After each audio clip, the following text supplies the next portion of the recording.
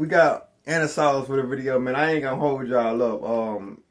If y'all having problems with having notifications, cause I've been, I ain't gonna lie, 4 or 5 people done told me, bro, I ain't gonna count.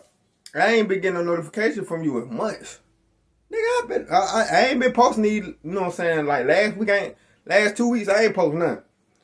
But I have been posting before then, you feel me? The algorithm is doing some type of funny shit, you feel me? Because of all the monetization shit I got going on right now. But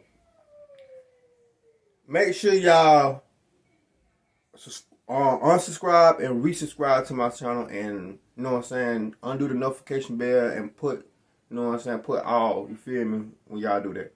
But let's go ahead and get into it, man. We got Anasauce. The trunk of the vehicle, they discovered the bodies of the 2 girls. It was apparent that the girls had. The investigator said, "Are you alone?" And I said, "What's going on?" He said, "They're dead, Cheryl. They're murdered. They're dead." When 2 high school seniors and best friends left their home in Alabama to attend a birthday party, no one thought that they would end up in the trunk of their car, dead, and that it would take 20 years for the police to solve the case. 20 years? So, what really happened to them? And did the police find the right killer? Let's look into the mysterious case of J.B. Beasley and Tracy Howlett, the 2 teens who were shot to death in a car and abandoned. That's fucked up. J.B. Hilton Green Beasley was born on July 31st, 1982 in Troy, Alabama. Her parents, Cheryl and Hilton Laner Beasley, separated when she was still very young, and she moved to Dauphin with her mom in 1984. A few years later, her mom remarried and had 4 more daughters. JB grew up to be an outgoing, energetic, and athletic girl who participated in various activities in school, including cheerleading, dancing, and swimming. She had won numerous dancing trophies and awards, and even modeled for several local agencies. It was while attending Northview High School that JB met and befriended Tracy Jean Howlett, a fellow cheerleader. Born on March 3rd, 1982, Tracy was the daughter of Carol and Robert Howlett. Unfortunately, her dad, Robert, who was an officer at the Dothan Police Department, died when she was only 5 years old. Tracy was described as a bit shy and reserved, and very smart and responsible. She was always putting others before herself and was super protective of her 2 younger brothers. The Saturday of July 31st, 1999 was JB's 17th birthday, and the girls were super excited. And that crazy. I offered to be born a couple months later, October. Some friends had organized a field party for her at the home of another friend called Jana, who lived in Headland, about 10 miles north. At around 10 p.m., the 2 best friends loaded up JB's black 1993 Mazda 929 and drove off, heading to the birthday party. However, seeing that they were not really familiar with the route they were using, the girls had a difficult time getting to their destination. They were spotted in Headland at around 10:30 p.m. as they stopped at a gas station to call their friends and get better directions. They never found the party. They never went to the party. Tracy's curfew was 11:30 p.m., and the girls had attempted to find the party for about an hour before they decided to go back home. At that time, they had somehow found themselves in a place called Ozark, which was like 20 miles northwest of Dothan. They stopped at a big little convenience store, and although the store was closed, Tracy called her mom using the store's payphone and told her that they had gotten lost and were now on their way home. She said, "Mom, we're on our way home." Around that time, the teens came across a lady by the name of Marilyn Merritt, who gave them directions on how to get to the highway. Marilyn would later tell the police that she noticed that the girls were neat and clean and their car was spotless. She watched as the girls pulled out of the driveway and headed towards the direction she had shown them, never to be seen alive again. As the hours went by without any sign of the teens, both JB and Tracy's parents started getting worried.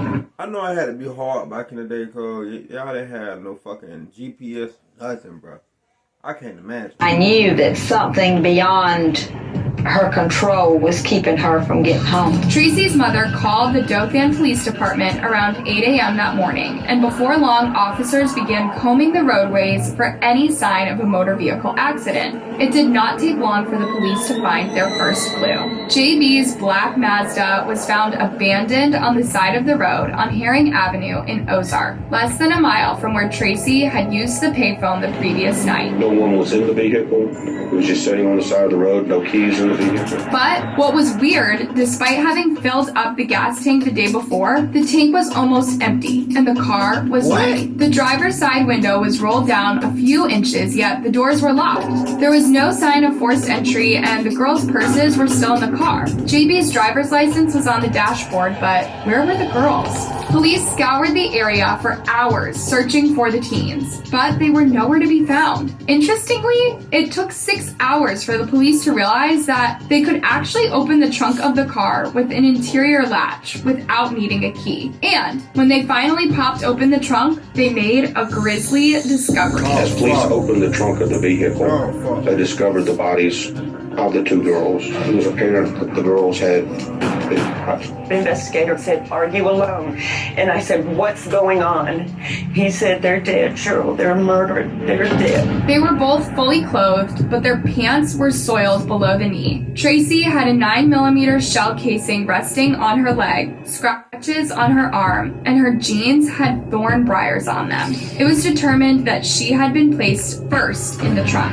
JB, on the other hand, was muddy and dirty, and her recently purchased tennis shoes, in particular, were covered in mud. The police determined that the girls had been shot inside the trunk, but not necessarily in the area where the car was found. The car had been spotted there as early as 3 a.m., but preliminary autopsy results placed the girls' time of death at 12:30 a.m. to 2 a.m. At first, investigators had considered a robbery as a possible motive, but they quickly ruled that out because all of the girls' belongings were still in the car. One of the girls' purses was located in the front area of the car, had money, credit cards, things of value. So whoever just did this was sick as fuck. Whoever did this was just sick than a motherfucker.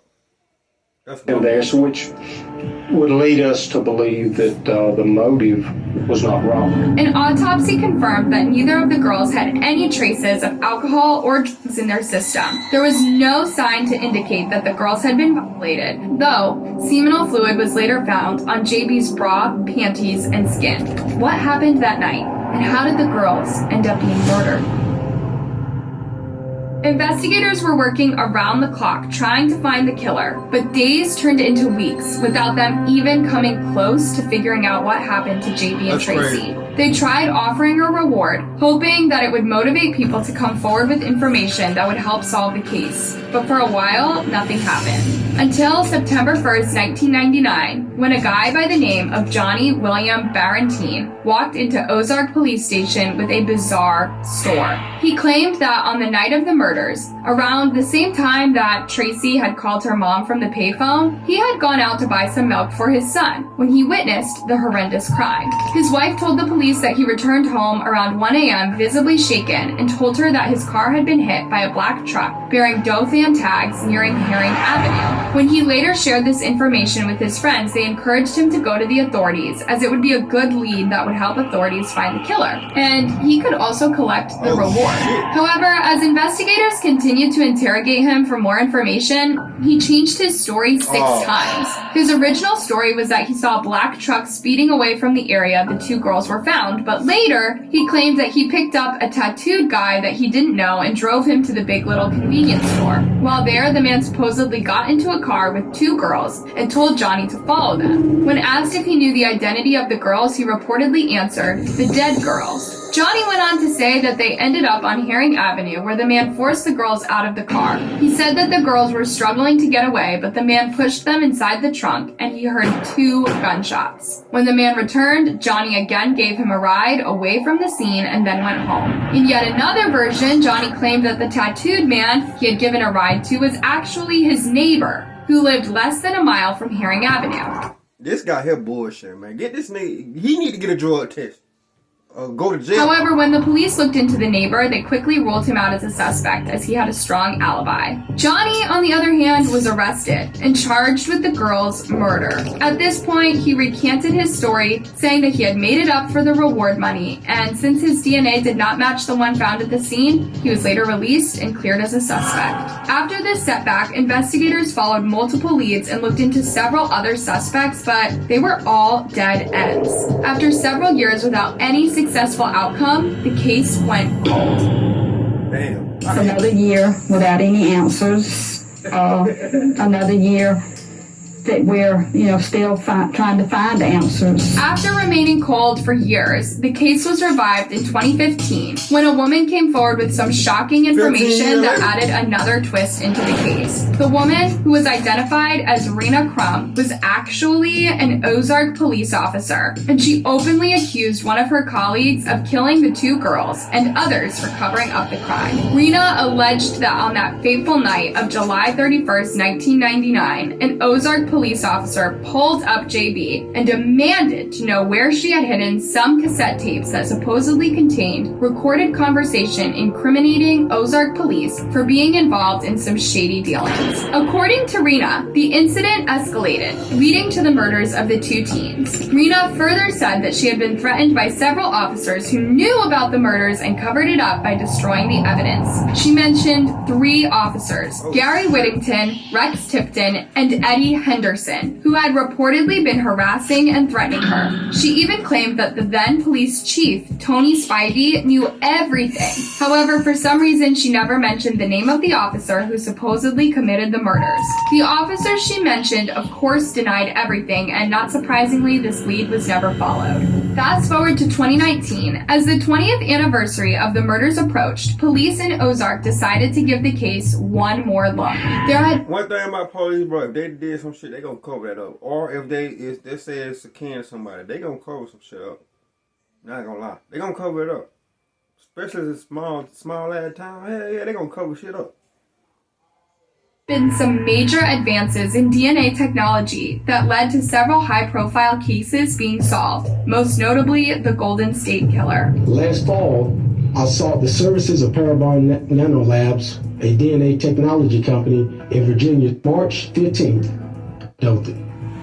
McCraney grew up here in Ozark, and he attended all of his schools here in Ozark. Collie McCraney was a 45-year-old military veteran who also worked as a truck driver and a preacher. At the time of the murders, he was 25 years old and living in Ozark, about a mile from where JB and Tracy's bodies were found. The news of his arrest shocked everyone in the area, as he was known to be a respectable member of the community. He had no previous criminal records and was never even considered a suspect during the initial investigation. I was surprised when I saw the results. And every person I talked to said the same thing. That the DNA doesn't lie. It's unclear why he murdered the two girls, but nigga, of course DNA don't lie, nigga.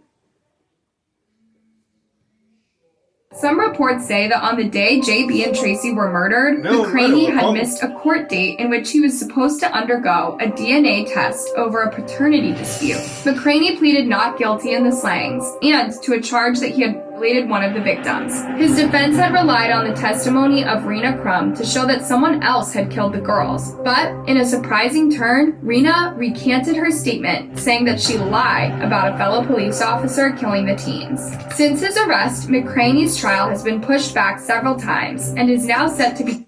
They probably would threaten that lady. I ain't gonna lie. I'm finna get mad at the lady, but they probably would threaten that lady. Especially if she's single too, like stay by herself or got kids. Yeah. Again in April 2023. The DA had mentioned that they'll be seeking the death penalty in this case. He is death penalty eligible. Absolutely. Yes. A nigga killed 2 white girls? Hell yeah, he did. My bad, y'all. For real though. That being said, see when I see y'all Edisars, like I say, y'all still when these country roads and shit, man. Me personally, I'm taking the police on a high-speed chase. I mean, they ain't finna kill me and leave me in no woods, man. I'm just saying I ain't going out like that. Well, nah, I'm like, I'd have been pulled over plenty of times in the woods. But that being said, man, see you when I see y'all, man. Let's ride, man. Love y'all.